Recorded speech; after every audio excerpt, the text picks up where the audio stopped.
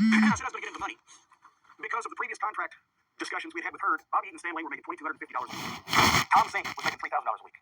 Jim Hurd, and nothing against Tom Zink. I'd never had a crossword with him. He's a good-looking guy, a good athlete. He could work. I mean, he could have a match. He wasn't a star. He didn't have hit here or just whatever. He didn't have hit. Right. But because paid guys who looked good versus people who could draw money and perform, it was an insult. Tom Zink was making $750 more a week than Bobby Bucket Eaton, right? And Stan Lane. And so was a few other people. Sid Vicious and Danny Spivey were making $2,500 a piece a week, more than Bobby. The point is, whereas everybody else was no-showing or selling an injury, get time off and get that mailbox money or griping and grumbling, the Midnight and Rock and Roll felt the same way because they came in right after that list. I don't have them on that list, but I don't think they were making more than the Midnight, maybe not quite as much, because they were brought in by Flair and Hurd. Wow, they got old news. And they do the big ratings. We channeled our animosity toward that raccoon skin capped motherfucker into going out and saying, okay, whatever we got to do, if we have to fucking, I used to use this phrase, but now I hate to use it in wrestling, we have to light ourselves on fire, but now people do that, so I don't want to give that phrase. There was a time when that was ridiculous and it was an exaggeration that you would use, but we decided we were going to go out, and no matter what we were, if we had, give us a goddamn crack in the fucking door, put us on national TV, give us a spot on pay-per-view, give us a promo, whatever, we're going to set the fucking building on fire, we're going to leave it in flames, and we're going to come back and say, follow that motherfuckers, and they couldn't. And that was another case of it, the Rock and Roll and Midnight, there was a 4-star match, back before they gave 5, that was a 4-star match, that was, Meltzer even wrote these guys were wrestling like their jobs depended on it. Our jobs didn't depend on it, but our pride did. And that's when I did the referee boxing with Nick Patrick, and the Rock and Roll pulled out all the real shit, and the Midnight were double teaming, whatever the fuck, but that was to basically show that, motherfucker, you may not pay us what we're worth. I was making a little more money because I guess I was on a committee, and also Hurd had given me, and we talked about this, I'm not going to chew my food twice on the whole 89 thing by the DVD. I was making $3 grand a week plus the $300 for the booking committee because Hurd gave me, I wanted the same money as the boys, like we always had, and I wanted all of us to make $150 grand, but he stopped at like whatever $22.50 a week is for the boys, but I even said, I'll accept $100 grand when his offer was $100. I said, I'll accept $100, but the boys have to have $150 because they're taking the fucking bus, right? Bobby's got a family. He wouldn't budge, but because I did commentary to the hotline, he kept upping my offer every time he would up the boys' offer. So he gave me $50 grand that I didn't ask for. Anyway, that's how stupid he was. So we went out there to prove a point every single time.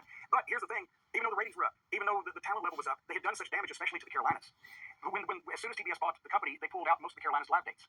Greensboro for a pay-per-view only did $86,000, which that 2 years before that wouldn't even have been a good house show. Yeah. Greensboro at Starcade, 86 did 360 whatever thousand. It did $86,000, and we got a $300 payoff and then got a $1,500 pay-per-view bonus, but this was all against our contract pay anyway. Nobody at that time was making more than their contract money because that, like, the next night we did TV taping in Beckley, West Virginia, we got $200. A taping in Altoona, which we'll get to in a second, $275.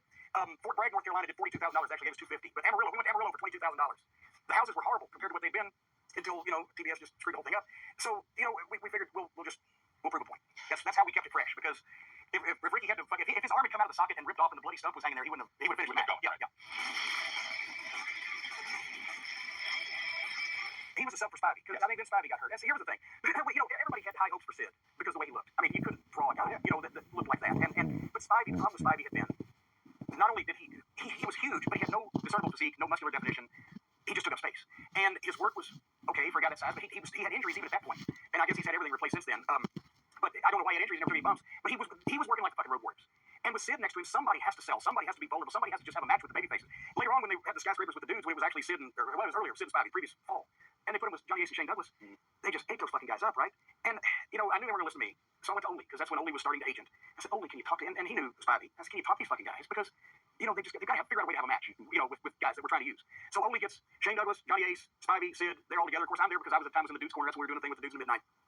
And of course, afterwards, Spivey knew Stooge on him and everything. But Ole said, all right, guys, he said, fuck, he said, Danny, I'm looking at you and I'm looking at Johnny Ace. I only see 2 or 3 inches difference, about 30 pounds. So, you would have thought he'd sodomized Spivey's fucking mother as soon as he illustrated that Johnny Ace, who was actually a fucking the Road Warriors brother, an animal in fucking hockey, either one could goddamn pick their teeth with Danny Spivey.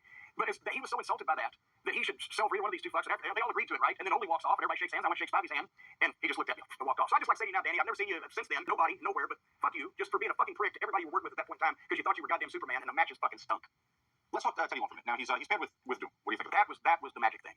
Because, once again, Teddy at that time had just started managing. Teddy refereed, and Teddy's story. He worked on the road with James Brown, and he'd been a radio guy, and he could talk, and he was funny and entertaining. And with the skyscrapers, they weren't listening to anything he said, and it wasn't a match. But with Ron and Butch, they all got along. They were friendly with each other, and plus, Butch was a veteran, and Ron was a hoss, and they wanted to get over. And so that was a much better pairing, and they had good matches with guys. And they I can't say anybody drew money necessarily at this point, but that was a much better usage of Teddy and a much better team all the way around.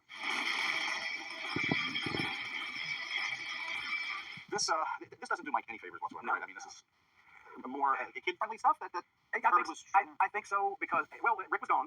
I certainly didn't come up with it. I've not committed to memory after 27 years where Captain Mike Rotunda came from. I had no problem with Mike Rotunda as a talent, but as the captain of a ship with the yachting captain I used in my rookie year, to get heat. And he came out in the music, the Romantics, who were Midnight Express fans, by the way. That's what I like about you. You really took, I don't know what the fuck it was. It was all over the page. I don't know what the fuck it was. And then they stopped, at least in that case, when they stopped using commercial music, it was a boon. Well, clearly someone's a big Gilligan's Island fan working on the booking committee. Mike's a guy that did heel and babyface back and forth. What's he better heel or face? I think I enjoyed him in the Varsity Club. I think he probably was a better heel, although he and Barry Windham were a good team as baby faces. But Mike was a legitimate amateur wrestler and a good talent and could work. And he just, they never found the one thing that would make Mike Rotunda himself be a star. You know, he was in a couple of good tag teams, a couple of good groups, but it just, maybe it wasn't meant for him to be a single. I don't know. This illustrates, it's not just because I'm in it, but I can tell the story firsthand, but this illustrates how you couldn't fucking get anything accomplished with the talent that you knew could get over and you wanted to use.